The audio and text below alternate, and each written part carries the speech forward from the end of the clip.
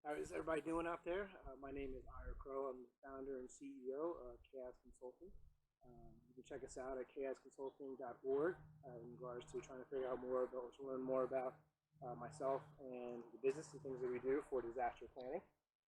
So the reason why I'm putting the video together today is in lieu of things that are going on around the world, the COVID-19 coronavirus.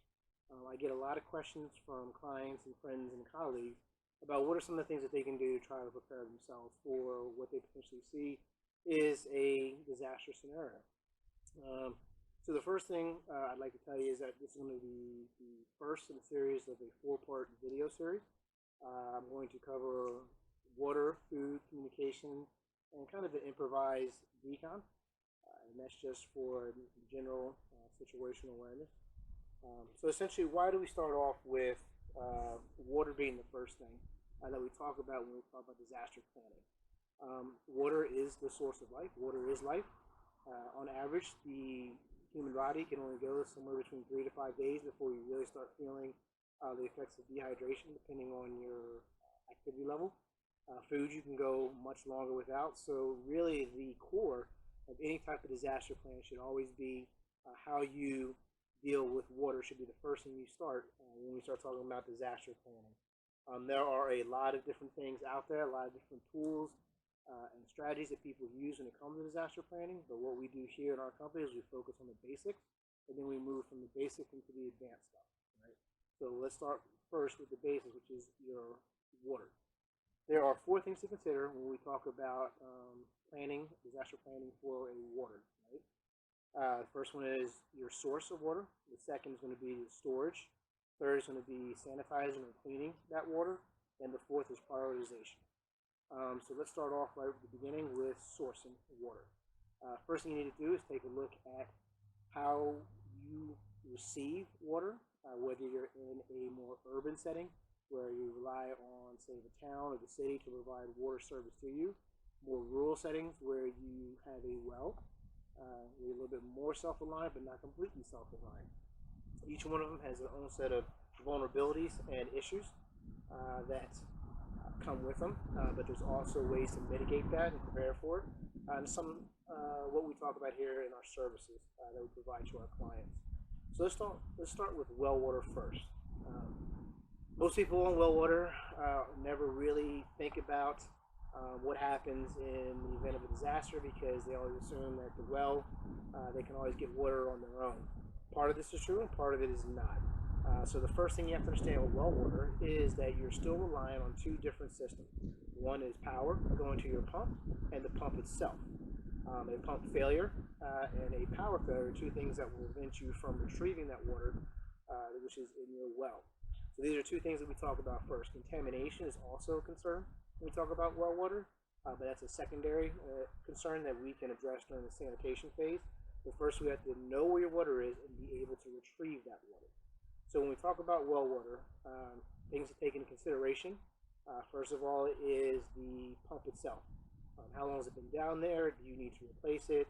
And then this other thing that we talk about is the tools required to do that. There are some specialized tools or different pumps that you need to order in order to pull the pieces of that well pump out in order to replace it. Especially if the line is charged and you have water in the hose, it can be heavy. So having an extra set of hands also helps to pull, extra set of hands to help you pull that well pump out.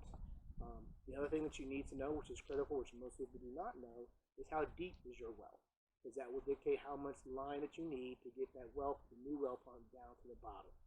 So keep those in mind as part of your planning factor. Again, the pump, relying on that power, and then the tools actually required to retrieve that well pump and replace it if necessary. We plan on the worst case scenario, which is during a disaster scenario, that pump has failed, then you need to swap it out with something new. There are hand pump systems that you can buy and store if you need that as well. One particular system that we are fond of is the FlowJack.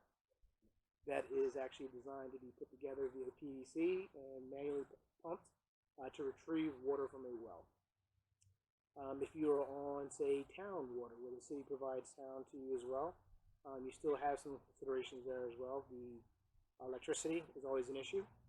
in lieu of what we're talking about with the COVID-19, there's always a concern that your employees who run those plants that provide the source of water, whether or not they're going to be going into work, if there's going to be, they get sick and it wipes them out, and they're not able to get to work, or they're all at home trying to not get sick or trying to recover from it.